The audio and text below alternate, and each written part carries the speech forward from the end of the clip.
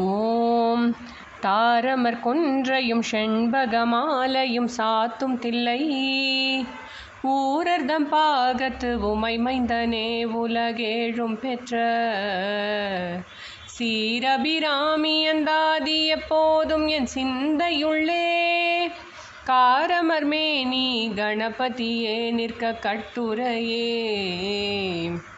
Sri Abirami butter அருளிய அபிராமி அந்தாதியில் பாடல் 97. ஆதித்தன் நம்புலி அங்கி குபேரன் அமரர்த்தம் கோன் போதில் பிரம்மன் புராரி முராரி பொதிய முனி காதிப்பொரு படை கந்தன் கணபதி காமன் முதல் சாதித்த புண்ணியர் எண்ணிலர் போற்றுவர் தையலையே. உலகத்தில் எத்தனையோ உயிர்கள் இருக்குது. அதில் இந்த மனித உடம்பில் வாழ்கின்ற உயிருக்கு ஸ்பெஷாலிட்டி என்னென்னா, அதனால் அன்பை நன்கு வெளிப்படுத்த முடியும், ஒருத்தருக்கு ஒருத்தர் போய் ஹெல்ப் பண்ண முடியும். மற்ற ஜீவராசிகளும் பண்ணுறது, ஆனால் நம்மளுக்கு இன்னும் கொஞ்சம் அதில் சக்தி ஜாஸ்தி.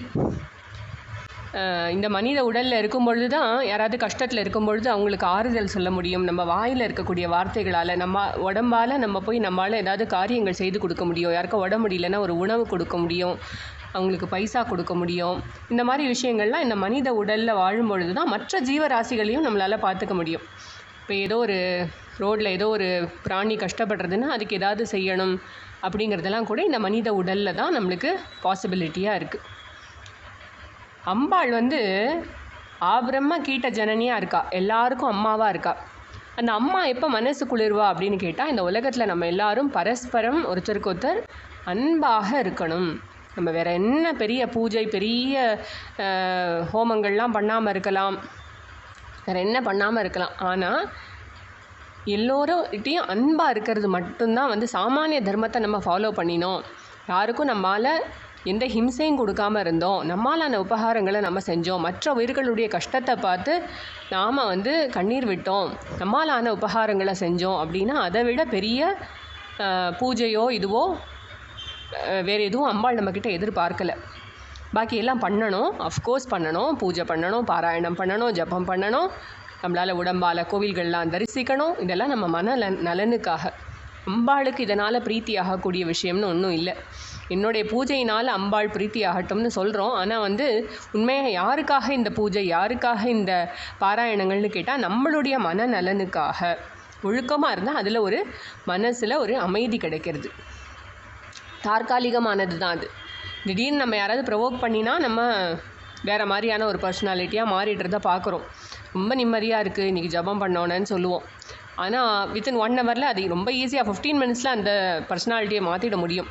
யாராவது ஒருத்தர் நம்மளை ப்ரொவோக் பண்ணினா உடனே நம்ம கோச்சுட்டு கத்த ஆரம்பிச்சிடும். அந்த மன அமைதியெலாம் எங்கே போச்சுனே தெரியாது. இது எல்லாமே தற்காலிகமானது தான். அதனால தான் தினமும் பண்ணிகிட்டே இருக்க வேண்டியதாக இருக்குது. ஒரு வாட்டி ஜபம் பண்ணால் போகிறல, காத்தால ஈவினிங், திரும்ப அடுத்த நாள் காத்தால, திரும்ப அடுத்த நாள் ஈவினிங் பண்ணிகிட்டே இருக்க வேண்டியதாக இருக்குது. கோவிலுக்கு போயிட்டே இருக்க வேண்டியதாக இருக்குது. ஒரு வாட்டி போனால் லைஃப் லாங் போதுமான. கைலாசத்துக்கு போயிட்டு வந்தால் கூட எல்லோரும் திரும்ப திரும்ப போயின்னு இருக்கா. ரீசன் பீயிங், அது ஒரு வாட்டிக்கு நம்ம மனசு அடங்க மாட்டேங்கிறது. ஸோ நம்மால் செய்யக்கூடிய முக்கியமான தவம் என்ன அப்படின்னு கேட்டால் அன்பாக இருக்கிறது. எல்லா உயிர்களிடத்தையும் அன்பாக இருக்கிறது. அந்த அன்பு எப்போ பாசிபிள் அப்படின்னு கேட்டால், எல்லா உயிரையும் தம் உயிர் போல் எப்போ கருத முடியும்னா, நம்ம உயர்ந்த ஞானத்தினால தான் அது உண்மையாகவே சாத்தியமாக இருக்குது. நீ வேற நான் வேற, அது அவனோட குழந்தை, இது என்னோட குழந்தை, அது உன் வீடு இது என் வீடு, இந்த வேற்றுமைகள் எல்லாம் வெறும் தோற்றம். இருப்பது ஒரே பரம்பொருள் மட்டுமே. நம்ம எல்லாரும் எல்லாரும் வேறு வேறு கடவுள்களை கும்பிட்டாலும், நீ வேறு உனக்கு வேறு நாம ரூபம், எனக்கு வேறு நாம ரூபம், பார்க்குறதுக்கு வேறு வேறு மாதிரி இருக்கும், கலர் வேறையாக இருக்குது, வாழற வீடு வேறையாக இருக்குது, எல்லாம் இருந்தால் கூட இந்த வேற்றுமைகளுக்கு அப்பாற்பட்டு நமக்குள்ளார இருக்கக்கூடிய இறை தத்துவம் ஒன்றே. விஷ்ணுத்துவம் தான் எங்கேயும் வியாபகமாக இருக்கக்கூடிய விஷ்ணுத்துவம் தான் எல்லாரிடத்துலையும் எல்லா ஜீவராசிகளிலும் இருக்குது. அப்படிங்கிறத எவன் புரிஞ்சுக்கிறானோ அவனால் தான் உண்மையாகவே அன்பாக இருக்க முடியும். யாராவது என்கிட்ட கோச்சுன்ட்டா கூட நாளைக்கு அவனை பார்த்து நான் சந்தோஷமாக சிரிப்பேன்னா எதனால்? Because I don't see that person as so and so name and form. I see that person as பகவான். அவன் எனக்கு விஷ்ணுவாக தெரிகிறான். அவன் எனக்கு சிவபெருமானாக தெரியறான், அதனால் எனக்குள்ளார வேற்றுமையே கிடையாது. நான் நேற்றுக்கு ஏதோ ஒரு விஷயத்தில் நான் சங்கடப்பட்டு சொன்னேனே தவிர அடுத்த நாள் அவன் ஸ்மைல் பண்ணும்போது என்னால் ஸ்மைல் பண்ண முடியும். இது குழந்தைங்களுக்கு பாசிபிளாக இருக்குது. பெரியவங்க வரும்போது நிறைய ஈகோ வளர்த்துன்றோம். தன்னுணர்வு தான் ரொம்ப ஸ்ட்ராங்காக இருக்குது. நம்மளை இந்த உடம்பாகவும் மனசாகவும் நினச்சிட்டு இருக்கிற வரைக்கும் இந்த வேற்றுமைகளை அழிக்கவே முடியாது. குழந்தைங்களுக்கு அந்த தன்னுணர்வே கிடையாது. நான் இந்த பர்சன் அப்படின்ற ஒரு விஷயமே கிடையாதுனால யாரை பார்த்து வேணாலும் முதல் நாள் அடிச்சுட்டு போய் அடுத்த நாள் போய் முத்தா கொடுக்கும். இது குழந்தைங்க கிட்ட நம்ம பார்க்க முடியும். அதை மாதிரி நம்மளும் இருக்க கற்றுக்கணும். நம்மாலான உயிர்களை, நம்மாலான உதவிகளை எல்லாருக்கும் செய்யணும்.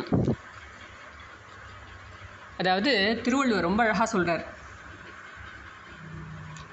தன்னுயிர் தானற பெற்றானை ஏனைய மண்ணுயிர் எல்லாம் தொழும். எவன் ஒருவன் இந்த தன்னுணர்வு நீங்க பெற்று செருக்கில்லாமல் எல்லா உயிர்களிலும் இருக்கக்கூடிய இறை தத்துவத்தை மட்டும் பார்க்கிறானோ அவனை ஏனைய மண்ணுயிர் எல்லாம் தொழும் அப்படின்னு உலகத்தில் எல்லோரும் போற்றி துதிப்பர். அப்பேற்பட்டவன் உயர்ந்தவன் அப்படிங்கிறதுக்கு சொல்கிறார். அதே மாதிரி இன்னொரு இடத்துல சொல்கிறார், அறிவினால் ஆகுவது உண்டோ பிரிதின் நோய் தன்னோய் போல் போற்றா கடை அப்படிங்கிறார். மற்றவாளுடைய கஷ்டத்தை நீ உன் கஷ்டமாக பார்க்க தெரியலன்னா உன்னுடைய அறிவினால் என்னப்பா பயன்? ஒரு பயனும் இல்லைங்கிறார். ஆக என்ன சொல்ல வரேன்னா, நம்ம உண்மையாகவே அம்பாளோட குழந்தைலாம் நம்ம அம்பாளுக்கு பிரீத்தி ஆகிற மாதிரி நம்ம ஒரு வாழ்க்கை வாழணும்னு சொன்னால் நம்ம எல்லார்கிட்டையும் அன்பாக இருக்க கற்றுக்கணும். எல்லாருக்கும் நம்மாலான உதவிகளை செய்யணும். வேற்றுமை பாராட்டுறது விட்டுடணும் அப்படிங்கிறத நம்ம மனசில் வச்சுக்கணும். என்ன ஆணோ பெண்ணோ, என்ன மதத்தை சேர்ந்தவாளோ, எந்த கண்ட்ரியை சேர்ந்தவாளோ, எந்த ஸ்டேட்டை சேர்ந்தவாளோ, எந்த ஊரை சேர்ந்தவாளோ, எதுவாக இருந்தாலும் சரி எல்லாரும் ஒன்று தான். அந்த விஷயத்தில் நம்ம கிளாரிட்டி கொண்டு வந்தோம் அப்படின்னு சொன்னால் அம்பாள் நம்மக்கிட்ட ரொம்ப சந்தோஷப்படுவாள். இப்போது இந்த அம்பாளை உபாசனை பண்ணுற ஒரு கிரமம் இருக்குது. ஸ்ரீவித்யா உபாசனை அப்படின்னு பேர் அதுக்கு. அதில் நிறைய இருக்குது. எப்படி பூஜை பண்ணணும், அது ஒரு கிரமம் இருக்குது, முறை இருக்குது, எப்படி பண்ணணும் இந்த ஸ்ரீவித்யா உபாசனை அப்படிங்கிறது. அது குரு சிஷ்ய ரூபமாக நம்மக்கிட்ட வழி வழியாக வந்துட்டுருக்கு. குரு கிட்ட தான் போய் அதை ஸ்வீகரிச்சுப்பான். அந்த மந்திரத்தை, அந்த மந்திர ஜபம் பண்ணுறது, லலிதா சஹஸ்ரநாம பாராயணம், அப்புறம் பூஜை, இதெல்லாம் சேர்ந்தது தான் அந்த ஸ்ரீவித்யா உபாசனை அப்படிங்கிறது. அதுக்கு நிறைய நியம நிஷ்டையோடு இருக்க வேண்டியது இருக்குது. இந்த ஸ்ரீவித்யா உபாசனை அப்படிங்கிறத நம்மளுக்கு உணர்த்தியவர்கள் 12 பேர்கள். அது ஒரு ஸ்லோகம் சொல்கிறது, மனுஷ்சந்திர குபேரஷ்ச லோபாமுத்ராச்ச மன்மதः அகஸ்திரக்னி சூரியஷ்ச இந்திரஸ்கந்த சிவஸ்ததா குரோதபட்டாரகோ தேவ்யா துவாதசாமி உபாசகாக அப்படின்னு ஒரு ஸ்லோகம் இருக்குது. அதில் 12 உபாசகர்களை குறிக்கிறது இந்த ஸ்லோகம். மனு, சந்திரன், குபேரன், லோபாமுத்ரா, மன்மதன், அகஸ்திய ரிஷி, அக்னி, சூரியன், இந்திரன், ஸ்கந்தன், சிவன் அப்படின்னு சொல்லிட்டு 12 பேர்களை சொல்கிறார். துர்வாசர் ஒன்று விட்டுட்டேன், துர்வாசர். ஸோ எல்லாரும் சேர்ந்து இந்த 12 பேர்கள் அப்படின்னு. அபிராமி பட்டரும் இதே மாதிரி ஒரு 12 பேரை சொல்கிறார். அதில் ஒரு சில 3 பேர் மாத்திரம் மாறுறது. ஆனாலும் இவர்கள் எல்லோரும் உபாசகர்கள். அபிராமி பட்டர் என்ன சொல்கிறார், நான் லிஸ்ட்டு சொல்கிறேன், ஆனால் எண்ணில் அடங்காதவர்கள், அம்பிகையை துதிப்பவர்கள் எண்ணில் அடங்காதவர்கள் அப்படின்னு சொல்லி தான் இந்த பாட்டை பாடுறார் அவர். இந்த பாட்டில் என்ன சொல்ல வர்றாருன்னா, ஒரு நிமிஷம் நினச்சி பார்க்குறாரு. அம்பிகை இது தொழுவதனால் தரக்கூடிய பேரை அதெல்லாம் சொன்னதுக்கப்புறமா யாரெல்லாம் அம்பிகையை தொழுதுருக்காங்க அப்படின்னு சொல்லிட்டு ஒரு செகண்ட் நினச்சி பார்த்து இந்த பாட்டை பாடிட்டு சொல்கிறார், எத்தனையோ பேர் இருக்கா இந்த மாதிரி ஸ்ரீவித்யா கிரமம்லாம் ஃபாலோ பண்ணாமல் இருக்கலாம், பூஜை பண்ண நேரமே இல்லாமல் இருக்கலாம், ஆனால் நாள் ஃபுல்லாக ஏதோ காரியமாக இருக்கலாம். ஒரு அம்மா, வயசான அம்மா ரொம்ப கஷ்டப்படுறா, வீட்டில் எல்லாரையும் பார்த்துக்க வேண்டியது இருக்குது, நிறையா சமையல் வேலை, வீட்டு வேலை, வயல் வேலை, எல்லாத்துக்கும் நடுவில் பூஜை பண்ணுறதுக்கெலாம் நேரமும் இல்லை, அதற்கான சௌகரியங்களும் இல்லை. ஆனால் அவளுக்கு எப்போல்லாம் நேரம் இருக்கோ அப்போல்லாம் அம்பிகையை நினைக்கிறா, மனசால் அவளை நமஸ்காரம் பண்ணுறா. அம்மா எல்லாரையும் நல்லபடியாக வச்சிரு, சிவனே எல்லாரையும் நல்லபடியாக வச்சிரு அப்படின்னு மாத்திரம் சொல்லின்னு இருக்கானா, அவளும் இந்த அடியார்கள் கூட்டத்தில் சேர்ந்தவோ தான். அவளுடைய பக்தி எந்த விதத்திலும் குறைச்சல் இல்லை அப்படின்னு சொல்லிட்டு அதையும் இந்த பாட்டில் சொல்கிறார். எண்ணில்லாதவர்கள் அம்பிகையை வழிபடுகிறார்கள் அப்படின்னு சொல்கிறார்.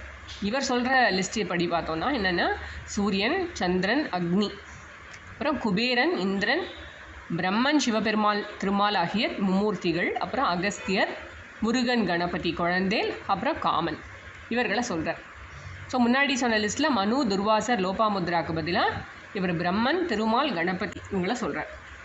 இந்த பாட்டில் பார்த்தோன்னா முதல்ல என்ன சொல்கிறாருன்னா, ஆதித்தன் அம்புலி அங்கி. ஆதித்தன்னா சூரிய பகவான், அம்புலினா சந்திர பகவான், அப்புறம் அங்கிங்கிறது அக்னி. இவர்கள் 3 பேரும் அம்பாளுடைய திரிலோச்சனத்தில் இருக்காங்கன்னு நம்ம பார்த்துருக்கோம். முன்னாடியே 3 கண்களாக இருக்கிறார்கள். இவர்கள் 3 பேரும் அம்பாளை உபாசனை பண்ணதுனால அம்பாள் இவர்களிடத்தில் வீற்றிருக்கிறா, இருப்பிடமாக கொண்டிருக்கிறா அப்படின்னு நம்ம புரிஞ்சுக்கலாம். நிறையா பார்க்குறோம் நாமாக்களில் இதை பார்க்கலாம். லலிதா சஹஸ்ரநாமத்தில் பானு மண்டல மத்தியஸ்தா, அந்த சூரிய மண்டலத்துக்கு நடுவில் அம்பாள் வீற்றிருக்கிறாள், மத்தியஸ்தா அப்படின்னு நடுவில் வீற்றிருக்கிறாள். அப்புறம் சந்திர மண்டல மத்தியகா, சந்திர மண்டலத்துக்கு நடுவில் வீட்டிருக்கா. அப்புறம் வன்னி மண்டல வாசினி, அக்னி மண்டலத்துக்கு நடுவில் அவள் வசிக்கிறாள் அப்படின்னு சொல்லிட்டு நிறைய நாமாக்கள் பார்க்குறோம். அப்புறம் சந்திர வித்யா அப்படின்னு கூட ஒரு நாமா இருக்குது. அதாவது சந்திரன் எப்படி அம்பாளை உபாசனை பண்ணால் அந்த வித்யையின் ரூபமாக அம்பாள் இருக்கா அப்படின்னு சொல்லிட்டு. அப்புறம் குபேரன் 4வது, அமரர் தம் கோன். குபேரன்கிறது தெரியும் நமக்கு. இதுக்கு ஒரு நாமா இருக்குது, ராஜராஜாச்சிதா அப்படின்னு ஒரு நாமா இருக்குது. ராஜராஜன்கிறது குபேரனுடைய பேர் தான். ராஜராஜனால் அம்பாள் வழிபடப்படுறதுனால ராஜராஜாச்சிதா, ராஜராஜ அச்சிதா, ராஜராஜாச்சிதா அப்படின்னு இருக்குது நாமா. அமரர் தொம் கோன்கிறது இந்திரன். இதுக்கு நிறைய நாமாக்கள் இருக்குது. இந்திரன் நிறைய வழிபட்டிருக்கான் அப்படிங்கிறதுக்கு. அப்புறம் பார்த்தா போதில் பிரம்மன், புராரி, முராரி அப்படின்னு மும்மூர்த்திகளை சொல்கிறார். போது இல் பிரம்மன், போது அப்படின்னா தாமரை மலர்னு அர்த்தம். தாமரை மலரில் வீற்றிருக்கக்கூடிய போது இல் பிரம்மன், பிரம்மதேவர். அப்புறம் புராரி அப்படிங்கிறது திரிபுரங்களை அழித்த சிவபெருமான். முரன் என்னும் ராட்சசனை அழித்ததால் முராரிங்கிறது விஷ்ணு பகவான் அப்படின்னு சொல்லிட்டு இவங்க 3 பேரும் அம்பாளை துதிக்கிறாங்க அப்படின்னு பாடுறார். இதுக்கும் நம்ம நிறைய நாமாக்கள் பார்க்கலாம். ஹரி பிரம்மேந்திர சேவிதா அப்படின்னு நாமா. அப்புறம் பிரம்மோபேந்திர மகேந்திராதி தேவ சம்ஸ்துத வைபவா அப்படின்னு ஒரு பெரிய நாமா ஒன்று இருக்குது. பிரம்மா உபேந்திரன்னு யாருன்னு கேட்டால், மகாபலி சக்கரவர்த்தியோடைய ஆணவத்தை அடக்கிறதுக்காக அதிதியினுடைய குழந்தையாக விஷ்ணு பகவான் வாமன அவதாரம் எடுத்தார் இல்லையா. அப்போது அவர் யார் அது இந்திரனுடைய தாயார் அது. அதனால் இந்திரனுக்கு தம்பியாக அவதரித்தார், உப இந்திரன். அதனால் திருமாலுக்கு உபேந்திரன் அப்படின்னு ஒரு பேர். உபேந்திரன், பிரம்ம உபேந்திர மகேந்திராதி தேவ சம்ஸ்துத வைபவா. மகேந்திரன்கிறது சிவபெருமான். அப்புறம் தேவ கணங்கள் எல்லாரும் சேர்ந்து அம்பாளை வழிபடக்கூடிய வைபவத்தை உடையவளாக அம்பாள் இருக்கா அப்படின்னு சொல்லிட்டு முன்னாடியே நாமா பார்த்துருக்கோம். அப்புறம் பார்த்தோன்னா அதே மாதிரி சிவபெருமானுக்கும் நிறைய நாமாக்கள் இருக்குது. சிவ ஆராத்யா, மகாபைரவ பூஜிதா, சிவபெருமானால் ஆராதிக்கப்படுபவள் அப்படின்னு. அப்புறம் கமலாக்ஷ நிஷேவிதா, ஸ்ரீ விஷ்ணு பகவானால் வழிபடப்பட்டவள் அப்படின்னு சொல்லிட்டு நாமா இருக்குது. அதுக்கப்புறம் மேற்கொண்டு என்ன சொல்கிறாருன்னா, பொதிய முனி, காதி பொறுபடை கந்தன், கணபதி, காமன். பாக்கி 4 பேர். பொதிய முனி அப்படிங்கிறது நம்ம பார்த்தோன்னா தாபச ஆராத்யா, தவம் செய்வோரால் ஆராதிக்கப்படுபவள். தவம் செய்கின்ற இவர்கள் யார்? முனிவர்களால் ஆராதனை செய்யப்படும் அம்பாள் அப்படின்னு சொல்லிட்டு நம்ம லலிதா சஹஸ்ரநாமத்தில் பார்க்குறோம். ஸோ அகஸ்திய முனி தான் பொதிய முனி அப்படிங்கிறது. அவர்கள் அகஸ்தியர் போன்ற முனிவர் கூட்டங்களால் வழிபடப்படுபவள். அப்புறம் பார்த்தோன்னா காதி பொறுபடை கந்தன். இந்த காதி அப்படின்னா என்னென்னா மோதின்னு அர்த்தம். காதிங்கிறத மோதின்னு புரிஞ்சுக்கணும். மோதி பொறு அப்படின்னா அழிக்கின்ற, மோதி பகைவர்களை அழிக்கின்ற வேலினை உடைய, படையினை உடைய கந்தன், வேல்படையினை உடைய கந்தன் சுப்பிரமணிய சுவாமி. அப்புறம் கணபதி, இவா 2 பேரும் குழந்தை இல்லையா, குமார கணநாதாம்பா. குமாரனுக்கும் கணநாதனுக்கும் அம்பாவாக இருக்குது அம்பாள். அதனால் அம்மாவை அவங்க கண்டிப்பாக வழிபடுறாங்க. அதில் ஒன்றும் இயல்பு தான். ஸோ காதி பொறுபடை கந்தன்கிறது சுப்பிரமணியர், கணபதிங்கிறது விநாயக பெருமான். இவங்க 2 பேரும் வழிபடுறாங்க. அப்புறம் காமன் கடைசியாக. காமனுக்கு இந்த ஸ்ரீவித்யா உபாசனையில் ரொம்ப உயர்ந்த பதவி உண்டு. ஸ்ரீவித்யா உபாசனைங்கிறது 2 விதமாக இருக்கான். ஒன்று காதி வித்யை, ஒன்று ஆதி வித்யை. அது எந்த எழுத்தில் தொடங்கிறது அந்த ஸ்ரீவித்யா மந்திரம் அப்படிங்கிறத பொறுத்து இது 2 வகையாக சொல்கிறாங்க. இதில் இந்த காதி வித்யைங்கிறது காமனால் ஆரம்பிக்கப்பட்ட இந்த கிரமம். காம பூஜிதா, காம சேவிதா அப்படின்லாம் கூட நாமாக்கள் இருக்குது. ஸோ இந்த காதி வித்யைக்கு யார் ரிஷி அப்படின்னு கேட்டால் மன்மதன் தான் ரிஷி. ஸோ இந்த காமனால் வழிபடப்பட்டவள். ஸோ இது மாத்திரம் இல்லை, முதல்னு போட்டால் இனிமேல் வரக்கூடிய எல்லாரும், இல்லை நான் லிஸ்ட்டில் சொல்லாதவங்க எல்லாரையும் கூட இதில் சேர்த்துக்கணும். நம்ம சாதித்த புண்ணியர் எண்ணிலர் போற்றுவர் தையலையே. சாதித்த அப்படின்னா சேவை சாதிக்கிறது அப்படின்னு சொல்லுவாங்க. நிறையா வைஷ்ணவர்கள்லாம் கூட சேவை சாதிக்கிறதுனா என்னென்னா சாதனை செய்து அந்த பகவானின் அருளை பெறுதல் அப்படிங்கிறது தான் சாதிக்கிறது அப்படிம்பாங்க. சேவை சாதிச்சாச்சா அப்படிம்பாங்க. அப்புறம் வந்து பிரபந்தம் சாதிக்கிறது அப்படி தான் சொல்லுவாங்க அந்த சாதனைகளை. அப்போது சாதித்த அப்படின்னா அந்த மாதிரி சாதனைகள் செய்து ஸ்ரீவித்யா உபாசனையெல்லாம் செய்து புண்ணியசாலிகளாக ஆனவர்கள் எண்ணிலர். எத்தனையோ பேர் இருக்காங்கப்பா, நான் இன்னும் லிஸ்ட்டில் சொல்லாதவங்க எல்லாரையும் நீங்கள் இதில் சேர்த்துக்கலாம், இதுக்கு எல்லையே கிடையாது அப்படின்னு சொல்கிறார். போற்றுவர் தையலையே, எல்லோரும் வழிபடுகிறார்கள் தையலையே. அம்பாளை தையல் அப்படின்னு சொல்கிறார். தையல்ங்கிறது வந்து குட்டி அம்பாள், ரொம்ப யவ்வன பருவத்தில் இருக்கக்கூடிய சின்ன பொண்ணு பாலாம்பிகை, அவள் தான் தையல். நிறைய ஆபரணங்கள்லாம் அணிஞ்சு நீங்கள் நல்லா பியூட்டிஃபுல்லாக நினச்சிக்கலாம் மனசில். அப்படிப்பட்ட தையலை சேவிக்கின்றவர்கள், வழிபடுகின்றவர்கள். இல்லை பார்த்தோன்னா நிறைய வந்து லலிதா சஹஸ்ரநாமத்துலேருந்தும் நிறைய நம்ம பார்க்கலாம் நாமாக்கள். அதாவது கந்தர்வர்கள்லாம் வழிபடுறாங்களாம் அம்பாளை, கந்தர்வ சேவிதா. அப்புறம் மனு பூஜ்யத்தினால் மனு வித்யா அப்படின்னு அந்த சாஸ்திரத்துக்கு வேறு எப்படி சந்திர வித்யா இருக்கோ அதே மாதிரி மனு வித்யான்னு இருக்குது. அதுவும் ஸ்ரீவித்யா உபாசனையில் ஒரு கிரமம். அதே மாதிரி தேவர் கூட்டங்களும் ரிஷி கூட்டங்களும் சேர்ந்து நிறைய அம்பாளை வந்து நல்ல ஸ்துதி பண்ணுகின்ற வைபவத்தை உடையவள், போற்றுதலுக்குரியவள் அப்படின்னு தேவர்ஷி கண சங்காத்த ஸ்தூயமானாத்ம வைபவா. புதார்ச்சிதா, அறிவாளிகளால் வணங்கப்படுபவள். சிஷ்ட பூஜிதா, நல்லோர்களால் வணங்கப்படுபவள். த்விஜபிருந்த நிஷேவிதா, அந்தணர்களால் வணங்கப்படுபவள். ரம்பாதி வந்திதா, ரம்பை போன்றவர்களால் வணங்கப்படுபவள். புலோமஜாச்சிதா அப்படின்னா புலோமஜா அப்படிங்கிறது யாருன்னா இந்திராணி, சசிதேவி, அவளால் வணங்கப்படுபவள். அப்புறம் வந்து லோபாமுத்ராட்சிதா அப்படின்னு. ஸோ இதில் வந்து திரிஜகத் வந்தியான்னு சொல்லியாச்சு ஒரு வழியாக. வந்து எல்லோராலும் வணங்கப்படுபவள், யோகினிகளால் வணங்கப்படுபவள். மகாசதுஷ்டி கோட்டி யோகினி கணசேவிதா, யோகினி கூட்டங்கள் எல்லோரும் என்ன அம்பாளை சேவிக்கிறார்கள். 64 கோடி யோகினிகள் எல்லோரும் அம்பாளை உபாசிக்கிறார்கள். அம்பாளை உபாசிக்காதவங்க யாராவது இருக்காங்களா? யாரும் இல்லை. அதனால் எண்ணிலர் போற்றுவர் தையலை. இதெல்லாம் நான் சொன்னேன், 12 பேரை சொன்னேன். ஆனால் இதில் வந்து லிஸ்டெல்லாம் இதில் முடியலை. எல்லாரும் இதில் வந்து யாரெல்லாம் அம்பாளை நினைக்கிறாளோ மனசில் எல்லாரும் இந்த லிஸ்ட்டில் இருக்கா அப்படின்னு சொல்லிட்டு எண்ணில் அடங்காதவர்கள் இந்த அபிராமியை வழிபடுகிறார்கள் அப்படின்னு சொல்லி முடிச்சுட்டார். ஆதித்தன் அம்புலி, ஆதித்தன்னா சூரிய பகவான், அம்புலினா சந்திரன், அங்கினா அக்னி, அப்புறம் குபேரன் தெரியும் நமக்கு, அமரர் தம்கோன் இந்திரன், போதில் பிரம்மன் தாமரை மலரில் வீற்றிருக்கக்கூடிய பிரம்மாஜி, அப்புறம் புராரி சிவபெருமான், முராரி விஷ்ணு பகவான், பொதியமுனி அகஸ்திய ரிஷி, காதிப்பொருப்படை கந்தன் சுப்பிரமணியர், கணபதி, காமன். இதன் முதலாக அப்படின்னா ஆதி அப்படின்னு போட்டாச்சாங்க. எல்லாரும் எக்ஸெட்ரா எல்லாரும் யாரெல்லாம் அன்னையை நினைத்து வாழ்கிறார்களோ, உத்தமமான வாழ்க்கை வாழ்கிறார்களோ, நல்ல வேல்யூஸ்க்கு இம்பார்ட்டன்ஸ் கொடுத்து ஒழுக்கமான வாழ்க்கை வாழ்கிறார்களோ, யாரெல்லாம் தர்மத்தை பின்பற்றுகிறார்களோ, யாரெல்லாம் மற்றவங்களுக்கு நல்லது பண்ணணும் அப்படின்னு நினைக்கிற மனதுடையவர்களாக இருக்கிறார்களோ அத்தனை பேரும் அம்பாளின் அடியார்கள். அவர்கள் எல்லோரும் சேவை சாதித்த புண்ணியர்கள். அப்படிப்பட்டவர்கள் எண்ணில் அடங்காதவர்கள் அபிராமியை, தையலாகிய அபிராமியை, பாலாம்பிகையை போற்றி வழிபடுகிறார்கள் அப்படின்னு இந்த ரொம்ப அழகாக இந்த பாடு. இன்னொரு வாட்டி நம்ம இதை பாடலாம்.